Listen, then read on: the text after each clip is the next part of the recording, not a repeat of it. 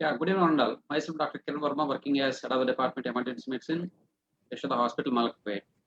So, I welcome you all for this series of webinars connected by Emergency and Critical Care Department on alternative Tuesdays.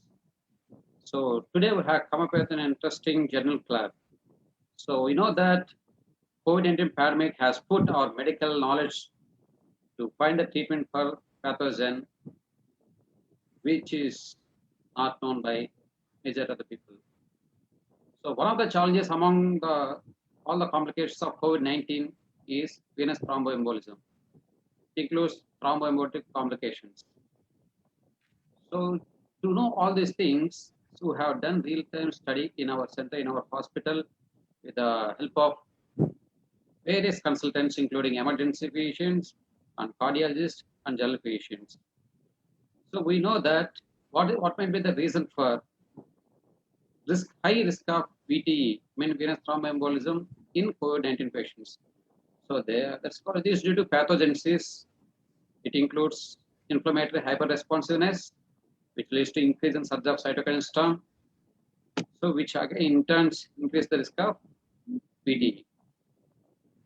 So to know about all these things, VTE and its complications, we should know about the underlying factor which causing thrombotic complications, which is called D-dimer. So to talk on this study, which is done by our Dr. Amina Afshan, who is Dean by Resident Emergency Medicine at Yashoda Hospital, Malakpet. So she has done a beautiful study, a real-time study. Then she has come up with good results, which is promising results. It might be a predictive marker or severity markers, something like that. I would like, with this brief introduction, I would like to welcome Dr. Amina Afshana to deliver her talk on.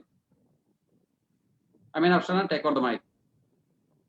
Sir, thank you, sir. Good evening, one and all. I am Dr. Amina Afshan. I am DNB resident in the Department of Emergency Medicine at Yashoda Hospital, Malakpet.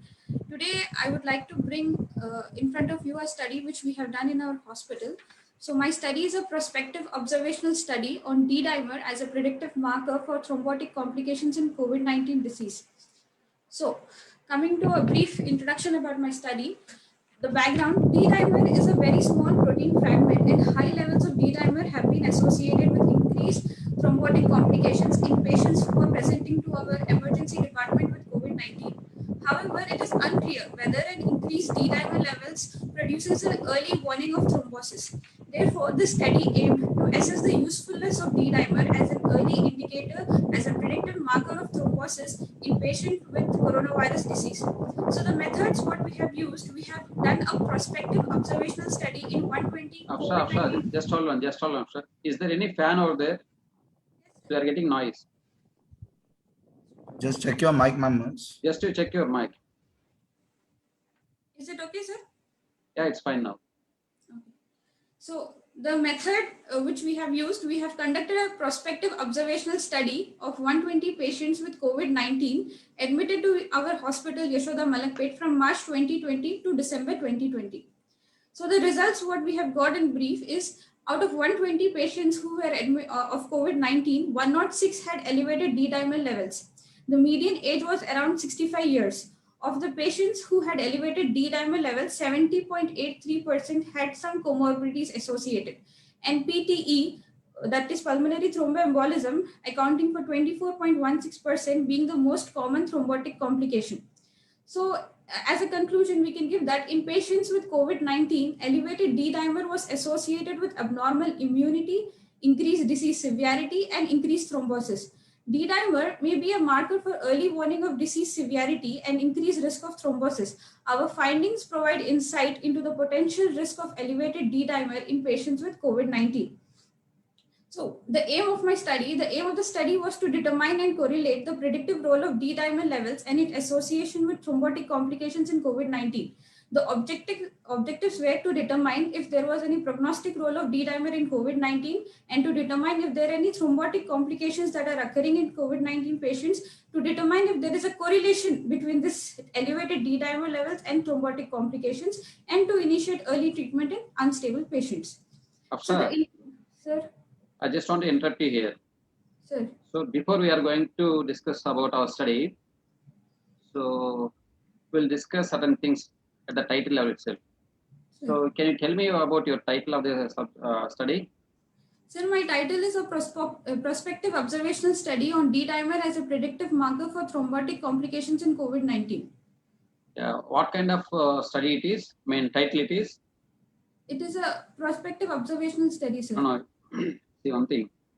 So we have few titles like descriptive title, what is that? Intuitive and questionary type of titles. So there are some descriptive titles, something like that. So what do you think it is? See, descriptive title means it will not reveal the answer, the title itself. That is called descriptive. Sir.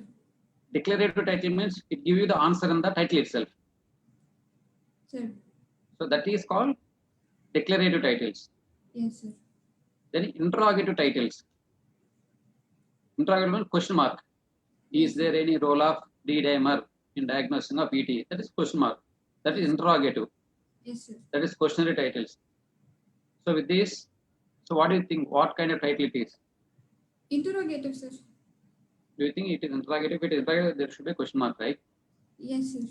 So it may see your title is not giving the answers.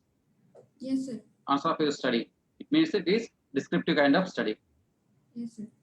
So it is your descriptive study. So any journal club, no, when we are presenting, first we should know about all these things. What kind of study it is. First title, then abstract, then aims and objective, methods, methodology, then why you have done, what is the type of study it is, then purpose of the study, what is the clinical implication of the study. So everything you have to keep in mind before we are going to start any study, research studies. Okay? Sir. So ours is descriptive study. Yes, Clear? sir. Yes, sir. Yeah. You continue.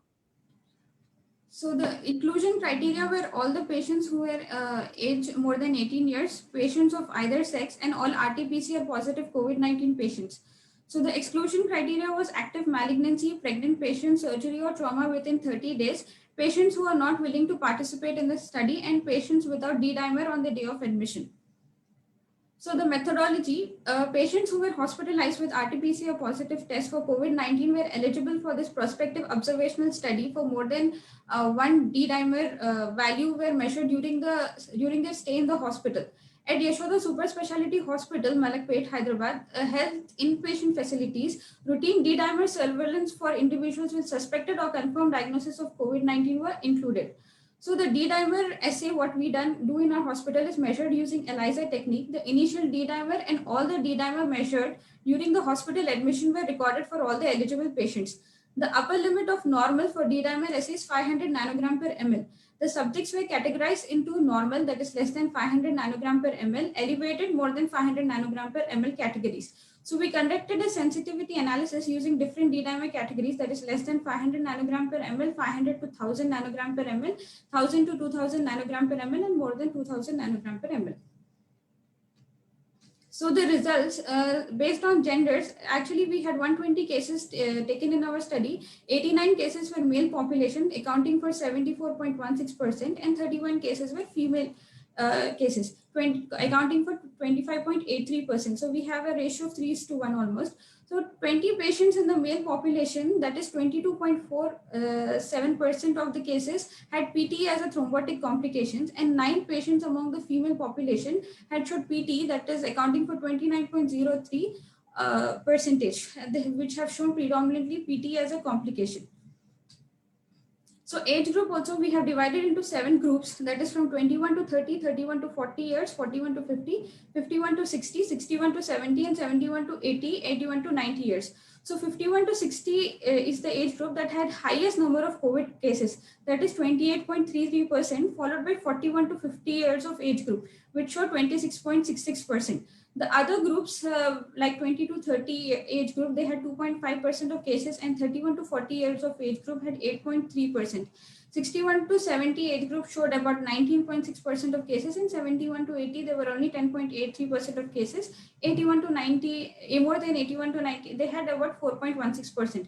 So we have observed that according to our study, 51.60 years of age group had the highest risk of thrombotic complications. So this is a table. As you can see that 51 to 60 years of age group, there were a maximum number of cases, about 28.33%. So based on D-dimer value, so we have divided into less than 1000 nanogram per ml and more than 1000 nanogram per ml, so that we can get a 60 cases. So group A, where there are 60 cases having a D-dimer value less than 1000, and group B had 60 cases having a D-dimer value more than 1000. So the test statistics in the present study, the value of D-dimer of 13.55 nanogram per ml has found to be associated with severe thrombotic complications. So the thrombotic complications in group A and group B, if we compare, group A, that is less than 1000, had 21.70% having thrombotic complications, and 78% of the patient had no thrombotic complications. Whereas group B, which is more than 1000 nanograms, so they had 70% of them had thrombotic complications and 30% of the patients had no thrombotic complications. So there were 4 thrombotic complications which were considered, that is PTE, acute coronary syndrome, cerebrovascular accidents, infarcts, and multiple thrombotic complications. Like some patient can have PTE, ACS, or CVA together. So the observations obtained are among 60 cases of group A, 13.33%, that is 8 cases showed PTE. And among 60 cases of group B, 38.33, that is 23 cases had shown PTE as a thrombotic complications. About 60%, in 60 cases of group A, 3.3%, that is 2 cases had ACS, and in group B, 11.66%, that is 7 cases had ACS. And in 60 cases of group A, 1.66, that is 1 patient had a CVA, and group B, 8.33, about 5 patients had CVA. And in group A, 3.33, that is 2 cases showed multiple thrombotic complications as a PTE plus ACS or any. And in group B, 11.66, that is 7 cases showed multiple thrombotic complications. So this is a bar showing that if we see less than 500 nanogram per ml, there are very few patients, like only 3 had PT as a complication. As the value is increasing from 500 to 1000, the complications, the having thrombotic complications is also on rise. Like 5 patients have PT, 1 ACS, 1 CVA. So as the value is increasing, we can expect that having thrombotic complications is also on a higher side. In group B, this is again a division between 1000 to 2000 and more than 2000. As you can see, in more than 2000 group, 14 cases had PT as a complication. So a value that is increasing, then it should give us a insight that these patients may land up in complications. So hence, according to our observations, 38.33% cases of group B and 13.33 cases of group A showed PTE as a thrombotic complication. So we can consider PTE as a most common thrombotic complication that can be seen in elevated D-dimer COVID cases. So thrombotic complications and comorbidities. So we had patients who had multiple comorbidities. So to simplify, we have divided them into 6 groups, like no comorbidities, hypertension, diabetes, hypothyroid, hypertension plus diabetes plus hypothyroid. So we have observed that 43 cases were of a group with hypertension and diabetes together as comorbidity, according for 35.83%. And out of them, 32.55, that is 14 cases, had PT as a major complication. So this is a bar graph showing with comorbidities. As you can see in the group of diabetes and hypertension, the complications having PT or any other complication is more when compared to rest of the other groups. So in discussion, coronavirus disease is caused by the SARS-CoV-2 virus, which is a novel beta coronavirus group. So presentations can be from mild fever, coughing, dyspnea to watery diarrhea to myalgia to severe lymphopenia, prolonged coagulation profiles, cardiac diseases, and sudden deaths. So recent reports have highlighted an alarming increase in acute kidney injury and both arterial and venous thrombotic events. So the most common pattern of abnormal coagulation observed in patients hospitalized with COVID-19 is categorized either by elevation in fibrinogen or D-dimer levels. So D-dimer, why this D-dimer? So during hemostasis, the formation of fibrin clots by any coagulation system in response to any vascular injury is balanced by its breakdown by our fibrinolytic system. So D-dimer are one of the several fragments that are produced when plasmin cleaves the fibrin to break down the clots. So it consists of, name is D-dimer because it consists of two covalently bound fibrin D domains that were cross-linked by factor 13 when clot is formed. This fragment form unique epitopes that can be targeted by the monoclonal antibodies, which are used in D-dimer assays to confirm that coagulation cascade is generating thrombin.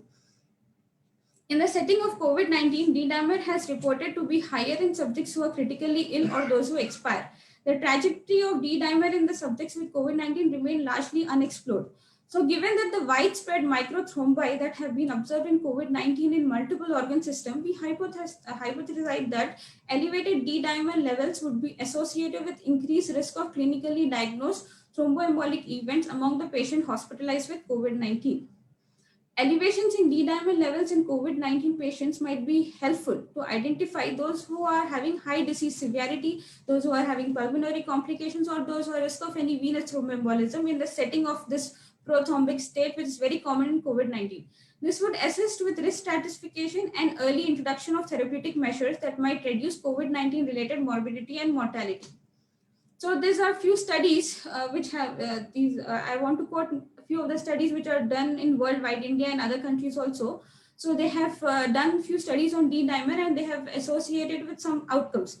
So this is an Indian study which was done in 2019 by Agam Bansal, Achantya D. Singh, Vadam Jain and et al. So they published an article. So they wanted to demonstrate an association of D-dimer with mortality, ICU admission, or acute ARDS, acute respiratory distress syndrome. So this was a systematic review and meta-analysis which they have performed, and they concluded that the SARS-CoV-2 patient who had elevated D-dimers, they have a worse clinical outcome, including the mortality, including ICU admission, or progressing to ARDS. So this is another study which was done in Wuhan, China, which was done by Yumen Yao, Jitin Qiao et al. In March 2020. Retrospectively, they have analyzed the clinical, laboratory, and radiological characteristic of 248 COVID-19 patients. So they concluded saying that D-dimer is commonly elevated in patients with COVID-19, and these elevated D-dimer levels, they correlate with disease severity and also the mortality. This is another study which Helen Fogarty and et al. They have done in April 22, 2020. They have done on thrombotic events in only 83 adult patients. So they concluded from their study that severe COVID-19 is definitely associated with significant coagulopathy that correlates with disease severity. So the marked increase in D-dimer is consistent with this progressive coagulation activation along with concurrent activation of fibrinolysis within the lungs. So this is another study done by Panagiotis and Dettori et al. In Middle East. So they have an elaborative review and meta-analysis in May 2020 in 1807 patients. So they concluded stating that serum D-dimer concentrations in patients with severe COVID-19 are significantly higher when those compared to non-severe forms. This is another study done in 2020 by Latio Zhang et al. In Journal of Thrombosis and Hemostasis, which it was published.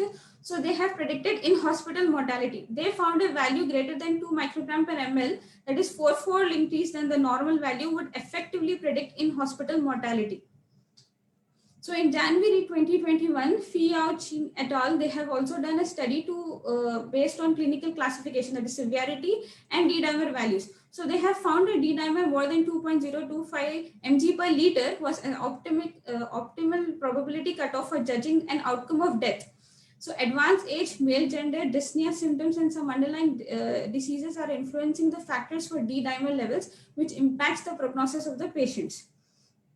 So this is also done in January 2021, the study by Baris Gungor et al. They conducted a study on elevated D-dimer levels on admission and associated with severity and mortality. So they also have found that on admission, if the D-dimer levels are significantly elevated, it is associated with COVID-19 severity and also mortality in hospitalized patients. March 2021, Khadir Kuchukan et al. They have done a study on D-dimer albumin ratio and fibrinogen albumin ratio. So they found that high levels of D-dimer albumin ratio and fibrinogen albumin ratio, they are significant enough to say that they are more valuable in predicting in-hospital mortality compared to a separate elevation. So to summarize, COVID-19 pandemic has put medical knowledge to a challenge of finding treatment for a pathogen whose behavior is yet to be defined.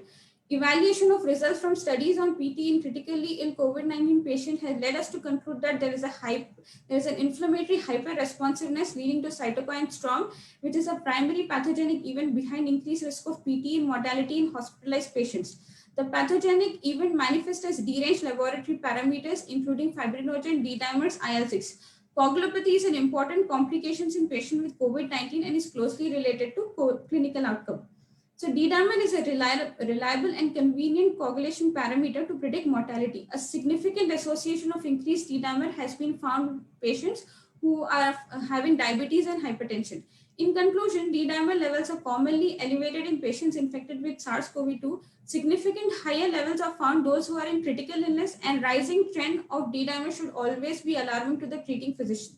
Therefore, prophylaxis, early diagnosis, and prompt treatment remain the pillar of management of thrombotic complications in COVID-19 patients, and thus reducing the severity.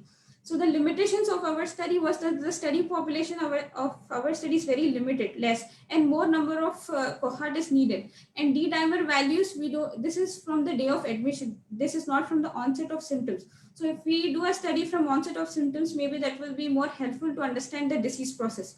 And gender specific values and gender specific results are not there, as male and female population are not equal.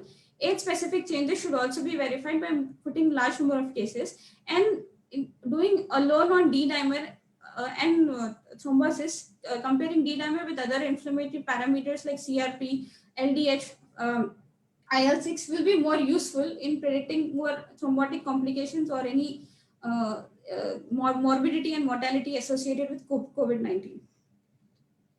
These are references. Thank you, sir. Thank you, Dr. Afsha. Really, it was beautiful study. So I just want to ask you one thing. Okay. So how it is going to make the difference in our clinical implications when you are dealing with COVID-19 patients? Can you elaborate on it? Yes, sir. It is definitely going to make a clinical difference, because what I have observed that D-dimer, the many patients come to our ER having D-dimer values. They think it is normal, but they have 500, 600, 700 values come like that. So when we see that, okay, this D-dimer trend is rising, and when we screen for PT or anything, many of our patients in ER only we have diagnosed to have PT.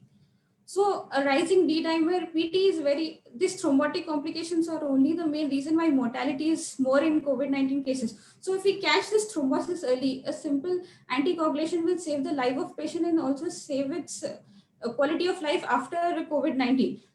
So definitely identifying D-dimer as a thrombotic marker is very important in treating patients with COVID-19. Yeah, I just want to add one more point over here. So in addition to the D-dimer, so we should also evaluate about VTE score. Yes, sir. So VTE score should be calculated. We should be evaluated. Okay. So to give some insights about COVID-19 patients and the D-dimer, so have Dr. Vishweshan, who is the interventional pulmonologist at Yashoda Hospital, Malakpet. So now I would like to welcome Dr. Vishweshan to give his excellent, what is experience and share his knowledge about all these things. Dr. Vishwesh.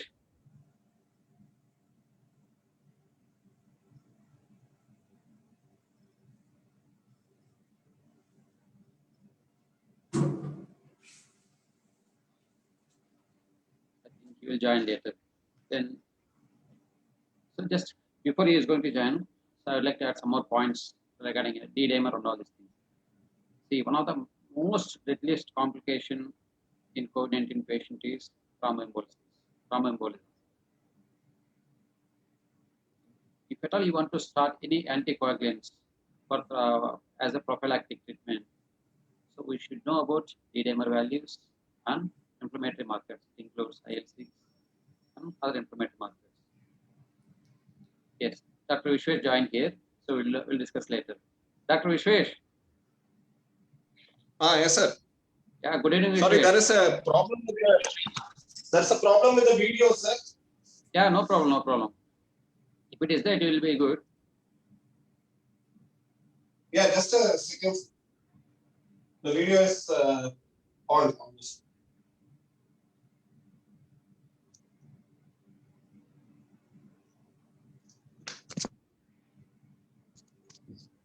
Can you see me, sir? Yeah. We see. Vishwesh, nothing. Yes, sir. So we had one study over here. It's about the role of D-dimer in COVID-19 patients Yes. as a predictor marker of thromboembolic events. Yes, sir. Just now we have completed our journal club. So can you share your knowledge about COVID-19 and a D-dimer thromboembolic complications? So, as we all know that COVID-19 is a pro-inflammatory state and it is also a pro-thrombotic state. So, we are seeing many cases of COVID-19 infection presenting with a vascular phenomenon. We have seen patients having strokes in the brain. We have seen patients having gangrene, even patients presenting with unusual sites of thrombosis like renal artery thrombosis. We have seen patients having even thrombosis in a cavernous sinus secondary to COVID. So we have seen all sort of unusual sites of thrombosis in these patients with COVID. So they say that there are two phenomena that are associated with the COVID induced vascular phenomenon. One we call it as the vasculopathy and another one is called as the microvascular thrombosis. So both are there. Vasculopathy is essentially that there is an alteration in the tone of these blood vessels, which causes a more of a vasoconstriction like picture, while your thrombotic state causes the classical occlusion of these peripheral blood vessels. So both are observed. And this has been related to more of the inflammation which triggers the vascular thrombosis cascade. And what we have observed in our clinical practice is like most of the patients who come initially in a mild disease, later they progress on to develop severe forms of disease. At that time, we see a classical rise in this D-dimer levels in few of these patients. Like for example, they present to us with 300 or 400, but all of a sudden you can see that the D-dimer level shoots up to as high as almost 2000, 3000, and even we have seen patients having D-dimer greater than 10,000 values. So such patients generally tend to have a worse form of disease. And our approach has been largely like when we have more of high D-dimer along with a clinical deterioration, along with a radiological worsening, that is when we move to the aspect of therapeutic anticoagulation. If not, for most of these patients who get admitted in the ICUs, the general line of management still remains a prophylactic anticoagulation. But when we see that the D-dimers are rising exponentially high, along with the similarly that the radiological worsening is also there, along with clinical worsening is also there, then we go for the therapeutic anticoagulation regimen. But however, having said that, this D-dimer is generally useful only for these hospitalized patients. Many patients in an OPD setting come with the D-dimer value saying that my D-dimer alone is raised. At the time you see that the patient's vitals are relatively normal, patient's symptoms are okay, they just have an incidentally diagnosed COVID. There your D-dimer will not actually mean anything. It might be because of a lab error, it might be just because of some other reasons for D-dimer. Only when your D-dimer correlates with the clinical deterioration as well as the radiological deterioration, you really have to worry about this D-dimer. Apart from that, for most of these mild cases or moderate cases, even who are there in the ward, this D-dimer should not dictate your treatment, and this D-dimer should really play a role for those critically ill patients where there is a coexisting correlation with the clinical and the radiological deterioration. So that is what has been our experience with respect to the COVID thrombosis. Yeah. Can I ask you one question? Yeah, sure. Yeah, why thrombosis in COVID-19? Why not bleeding as in dengue? So that is what, sir. Like the thrombosis, it is mainly mediated by the inflammation, which causes the endothelial dysfunction and the triggering of the thrombotic cascade. More in case of COVID, we have observed. Apart from that, the classical endothelial dysfunction causing the leaky capillaries, we hardly see in COVID-19. And even for that matter, though we see some transient thrombocytopenias, the classical thrombocytopenia of dengue we do not see in COVID. So I think it is mostly related to the endothelial dysfunction caused by the inflammatory cascade, which exposes them to develop this prothrombogenic states. Yeah, exactly, Vishwesh. So one thing I would ask you, Vishwesh. So can we start what is prophylactic anticoagulants for all the patients? So none of the guideline has recommended any anticoagulation.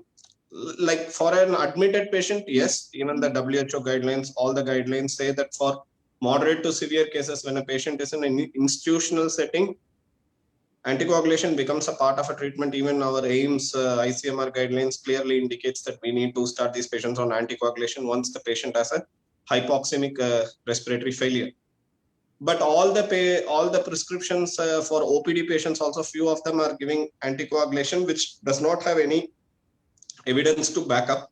And even for the post discharge, the anticoagulation, like there are no guidelines which clearly says that these patients has to be put on long-term anticoagulation, except that they have an other coexisting condition which demands an anticoagulation. For example, you have demonstrated a pulmonary thromboembolism or you have demonstrated a DVT, then only these patients has to be put on like a long course of anticoagulation even at the time of discharge.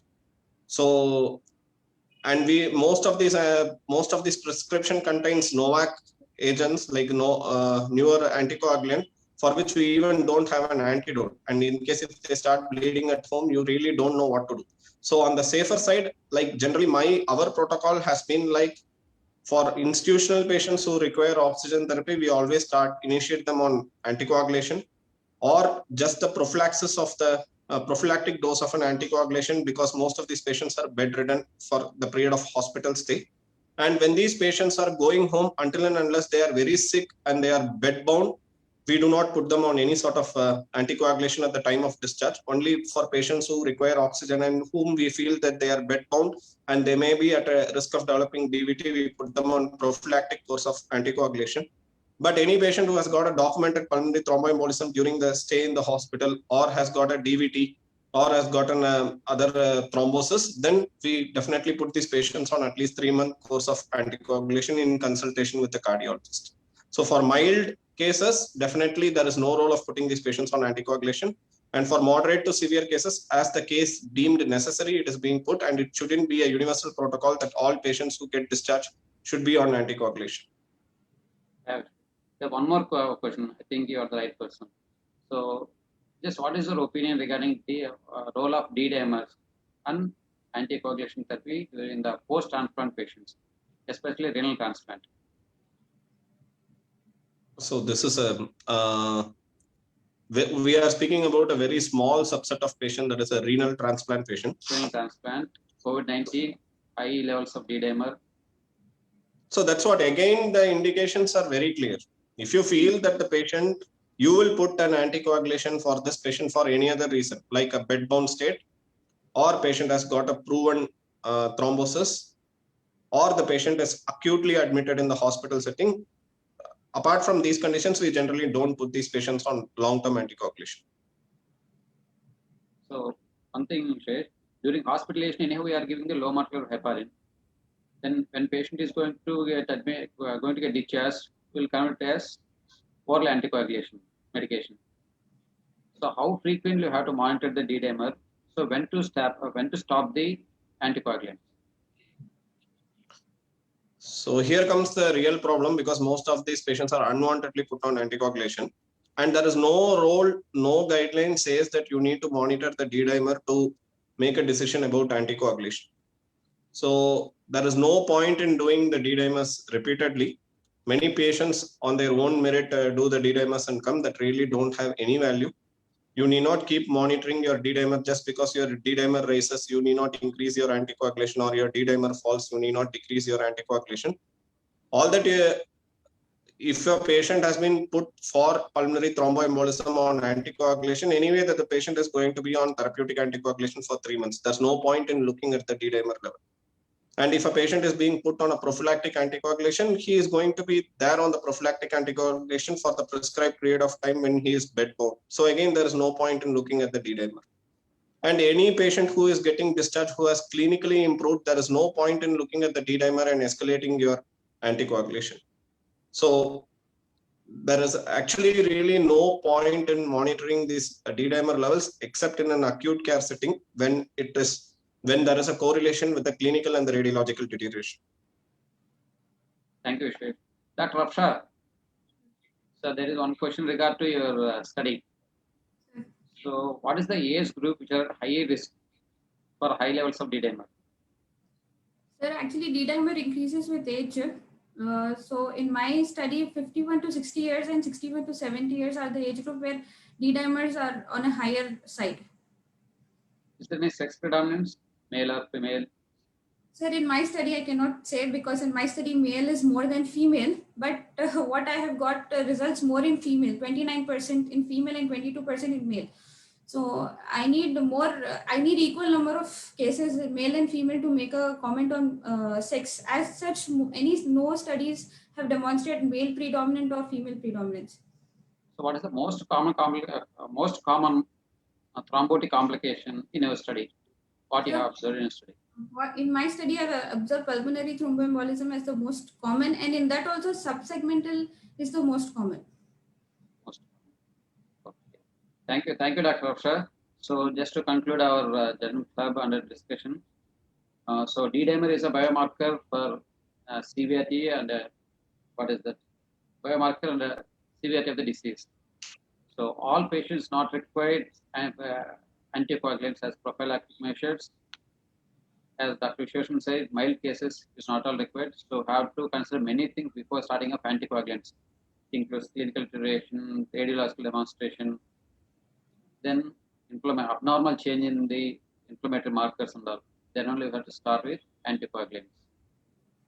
So just to summarize all things, D-dimer makes a lot of difference when you are dealing with COVID-19 patients, when you are treating with COVID-19 patients as well. Okay. So with this bottom line, we are going to conclude our webinar.